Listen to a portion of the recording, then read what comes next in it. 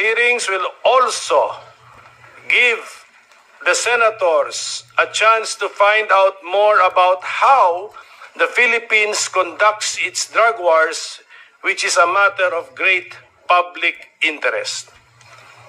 Let us remember what the Constitution tells us.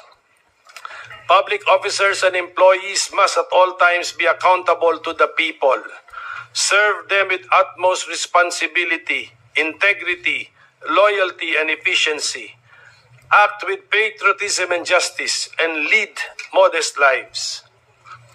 The state shall maintain honesty and integrity in the public service and take positive and effective measures against graft and corruption.